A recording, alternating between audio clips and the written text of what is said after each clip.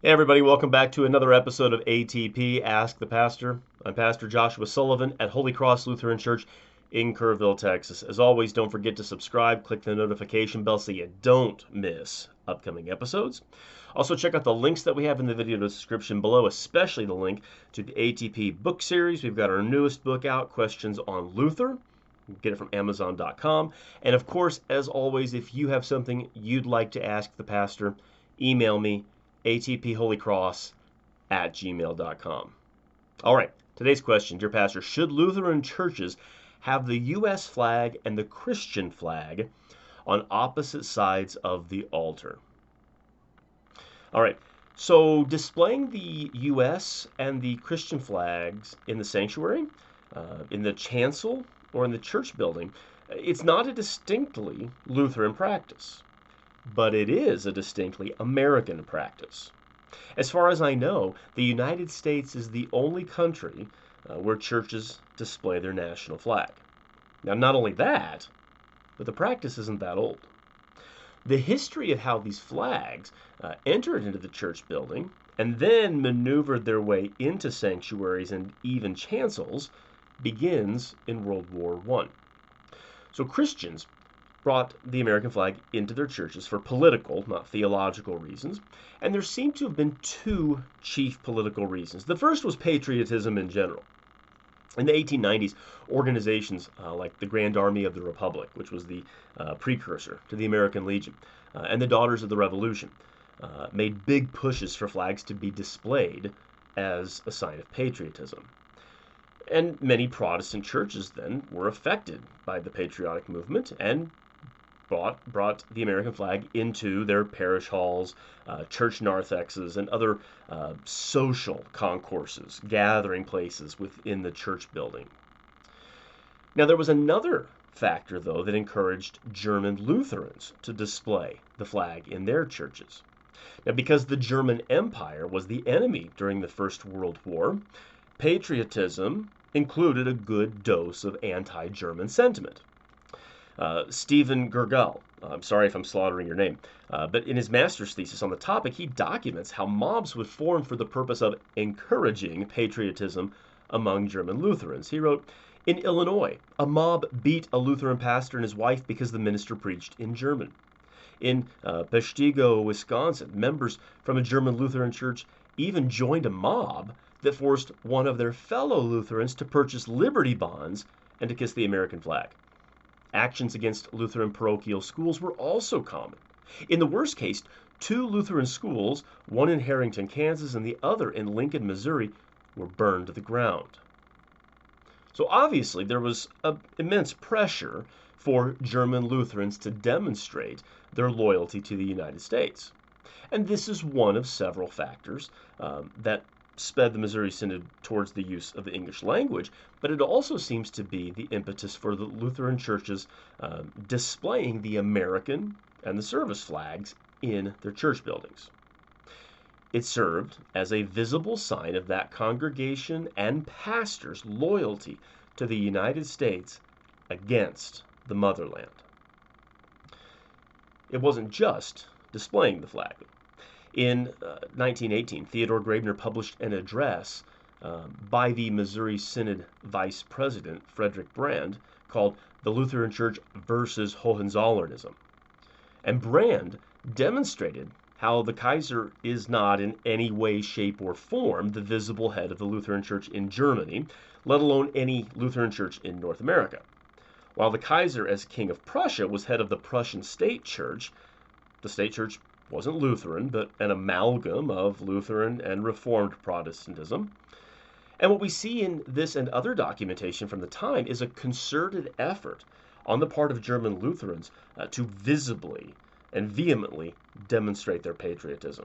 So displaying the American flag in the church building is just part of that effort. Now, having made its way into the church building during World War I, the American flag somehow maneuvered its way into the sanctuary of many churches and even their chancels in the time between the world wars. That displaying the flag in the sanctuary or chancel of the church was a normal occurrence during this period is evident from the fact that the June 1937 Lutheran Witness featured a photograph on the cover of a sanctuary with both the American and the Christian flags up front.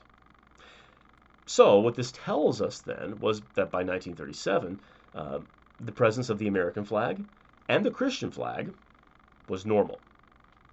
Now the Christian flag, it was invented in 1897 by a man named Charles Overton. He was a Methodist Sunday school superintendent. The Christian flag shares the red, white, and blue of the American flag, but with different meanings, of course. So the white symbolizes purity, the blue eternity, and the red cross signifies the blood of Jesus shed upon the cross. As a symbol of Christianity, the Christian flag is remarkably vague. But that was its point. Overton created it to be a symbol of ecumenical Christianity.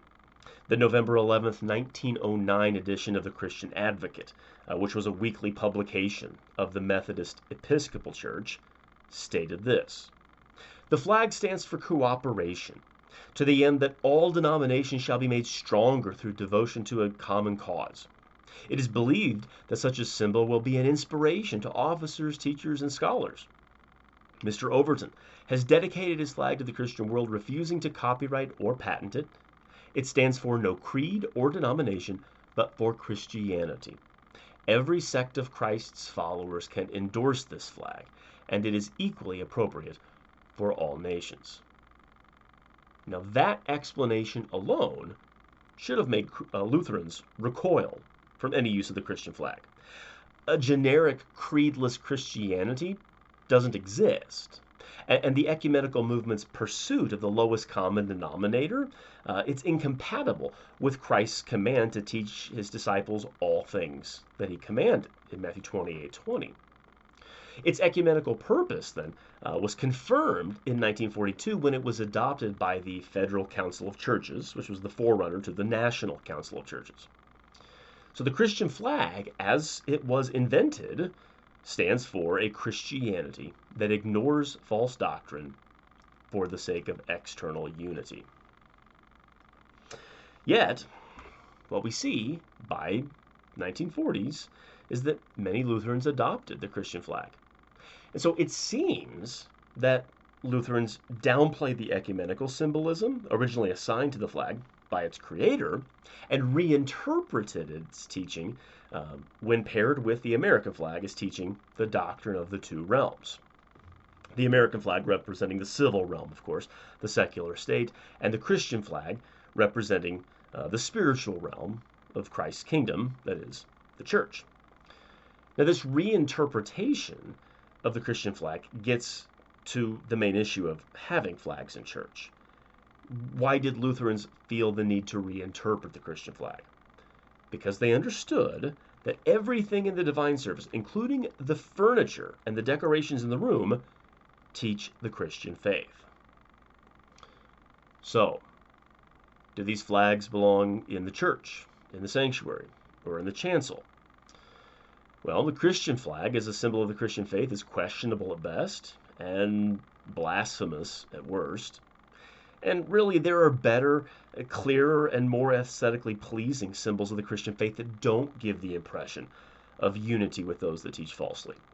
Now, the American flag, as a symbol of our country, may remind us that we're citizens of God's left-hand kingdom and may demonstrate our patriotism, but we also don't want to give the impression that our worship is dependent upon our country or constitution, and that the Christian faith is compatible with our country's values and purposes, or that we believe that God favors our country more than any other nation. I think the church makes a better confession that Christians live in God's civil and spiritual realms by doing what it's done for centuries, long before any national flag entered the church. You know, as citizens of the civil realm, we render to Caesar the things that are Caesar's. Mark 12:17. We submit ourselves to every ordinance of man, except when those ordinances command us to sin. And we regularly pray and give thanks, as Paul says in 1 Timothy 2:2, for kings and for all who are in authority. The Christian faith, it transcends all governments because it's not of this world. And it offers benefits that aren't bound up with this world or with one specific kingdom. And so, for these reasons, I think it's best that we leave flags outside. Or, at the very least, not in the Lord's sanctuary, and most definitely not next to his altar. Hope this helps. We'll catch you next time for another episode of ATP Ask the Pastor.